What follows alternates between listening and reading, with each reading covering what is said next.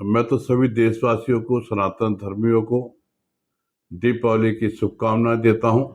और जैसा आप जानते हैं कि भगवान मर्यादा पुरुषोत्तम श्री राम जी जब श्रीलंका में राक्षसों का नाश करके अपने अयोध्या नगरी में लौटे थे, तब अयोध्या वासियों ने उनके आने की खुशी में दीपोत्सव मनाया था। पूरी जगह ये दीप जलाए गए थे। असत्य पे सत्य की जीत इसको कहा जाता है। मैं संदेश ये देना चाहूँगा, निवेदन प्रार्थना भी करना चाहूँगा सभी सनातन धर्मी भाइयों को। हजारों लाखों साल से हम लोग दीपावली का त्यौहार मना रहे हैं, लेकिन आप ये देखिए कि इसका उद्देश्य क्या है, इसका ऐसा क्यों हम मनाते हैं, क्या कारण है।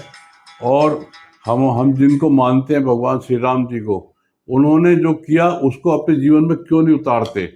आप जानते हैं कि उन्होंने राक्षसों को नाश किया और राक्षसों पर विजय पाई। उसके उपरांत ही हम लोग दीपावली का त्यौहार मनाते हैं। लेकिन इतने हजारों साल बीत जाने के बाद भी क्या कारण है कि राक्षस प्रवृत्ति के लोग दिन पर दिन बढ़ते जा रहे हैं, चाहे देश के अंदर हो चाहे विदेश के अंदर हो। विदेश में वो लोग जो हमारे देश पर कब्जा करना चाहते हैं, जो अटैक करते हैं, और देश के अंदर वो लोग जो अधर्मी लोग हैं, हमारे देश को नुकसान पहुंचाना चाहते हैं, हमारे सनातन धर्म को नुकसान पहुंचाना चाहते हैं। तो भगवान श्री राम जी ने तो उन लोगों का नाश किया जो लोग सनातन धर्म को नुकसान पहुंचाना चाहते थे। और हम क्या कर रहे हैं, ये विचार करने की आवश्यकता है कि हम अगर भगवान श्री राम जी को मानते हैं, दीपावली मनाते हैं, तो हमें भी उन जैसा आचरण करना चाहिए और राक्षसों का नाश करना चाहिए।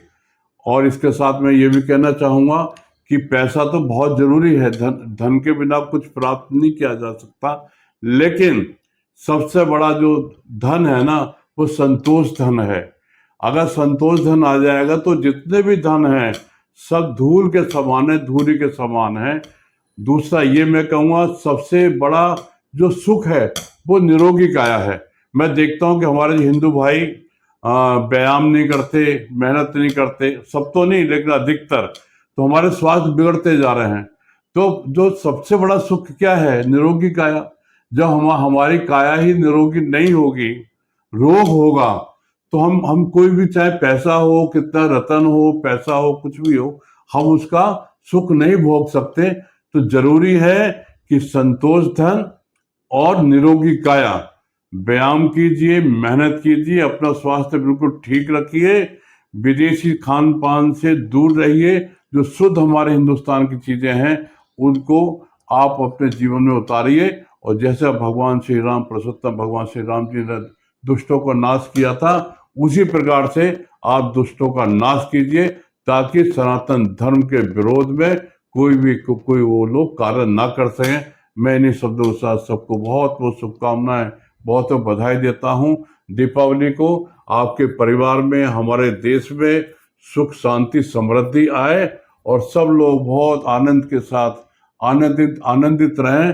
और आनंदित तो रहना ही चाहिए। तो सबसे निवेदन है कि भगवान प्रभु जी का नाम लीजिए और हमेशा खुश रहिए। और साथ साथ मैं कहना चाहूँ, क्योंकि गोवर्धन पूजा भी अगले दिन हमारे मनाई जाती है, गोवर्धन का बहुत बड़ा महत्व है, और बिना गाय के गोबर के गोवर्धन पूजा अधूरी है। तो हम लोग भगवान श्री अपने ज्योतिष पीठाधीश्वर शंकराचार्य मुक्तेश्वर जी के साथ जो कार्य कर रहे हैं कि गौ माता को राष्ट्रमाता बनाया जाए, गोहत्या बंद की जाए। तो मेरा सबसे निवेदन है कि गौ हत्या बंद कराने के लिए, गौ माता को राष्ट्रमाता बनाने के लिए आगे आइए, सरकार को मजबूर कीजिए कि वो गौ माता को राष्ट्रमाता बनाए, गौ हत्या बंद कराएं। क्योंकि जो देसी गाय है वो हमारे लिए पूजनीय है, हमारे वेद शास्त्रों में उसका उल्लेख किया गया है। ये चलता फिरता मंदिर है, 33 करोड़ देवी देवता इसमें वास करते हैं। या तो आप ये समझ लीजिए कि जो हमारे पूर्व ऋषि मुनि थे वो समझदार नहीं थे। अगर आप ये समझते हैं तो ठीक है, आप मत गाय को मानिए। अगर आप मानते हैं कि हम सनातन धर्मी हैं और जो हमारे पूर्वज थे, ऋषि मुनि थे, जिन्होंने गाय को माता कहा, तो अगर वो बुद्धिमान थे, सब उनको सब जानकारी थी, ज्ञान था, तब इन्होंने गाय को गाय माता कहा था। तो निश्चित रूप से इससे कोई ना कोई तो खास बात होगी। मेरा सबसे निवेदन है कि गौ माता को राष्ट्र माता के लिए कार्य करें, गौ हत्या बंद कराएं। इन्हीं शब्दों के साथ सबको प्रणाम कहता हूं। जय गौ माता।